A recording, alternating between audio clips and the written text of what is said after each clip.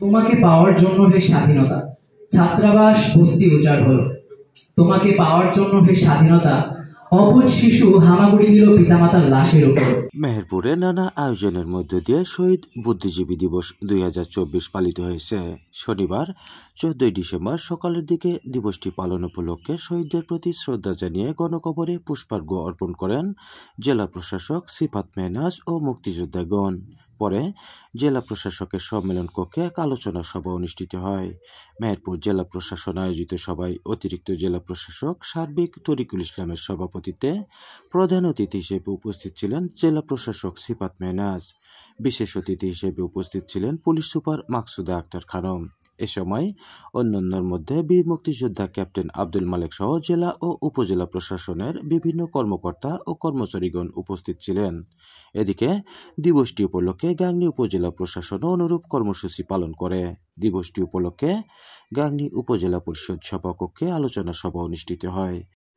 গাংনী উপজেলা নির্বাহী অফিসার প্রীতম শাহর সভাপতিত্বে অনুষ্ঠানে সাবেক মুক্তিযোদ্ধা কমান্ডার শামসুল আলম সোনা, উপজেলা সহকারী কমিশনার ভূমি সাদ্দাম হোসেন, গাংনী থানার ভারপ্রাপ্ত কর্মকর্তা ওসি বানী ইসরাইল, উপজেলা প্রকৌশলী ফয়সাল আহমেদ, উপজেলা প্রকল্প বাস্তবায়ন কর্মকর্তা নিরঞ্জন চক্রবর্তী, প্রাণী সম্পদ কর্মকর্তা মোতালেব আলী, আনসার ভিডিপি কর্মকর্তা সাইদুর রহমান, বীর মুক্তিযোদ্ধা মোজাম্মেল হক, বৈষম্য বিরোধী ছাত্র আন্দোলনের মোজাহিদুল ইসলাম, গাংনী প্রেস ক্লাবের সভাপতি তৌহিদুদ্দৌলা, গাংনী উপজেলা প্রেস ক্লাবের সাবেক সভাপতি আমিরুল ইসলাম অলরাম, গাংনী রিপোর্টার্স ক্লাবের সিনিয়র সহসভাপতি মাজিদ আল মামুন সহ বিভিন্ন শিক্ষা প্রতিষ্ঠানের প্রধান ও শিক্ষার্থী সহ বিভিন্ন দপ্তরের কর্মকর্তা কর্মচারীরা উপস্থিত ছিলেন।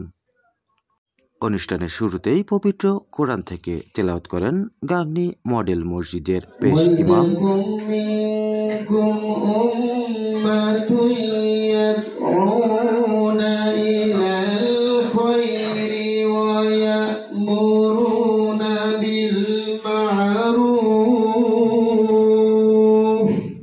এর পূর্বে গাংনী উপজেলা পরিষদ চত্বরে শহীদ মিনারে শহীদদের প্রতি শ্রদ্ধা জানিয়ে উপজেলা প্রশাসনের পক্ষ থেকে পুষ্পার্ঘ্য অর্পণ করা হয়।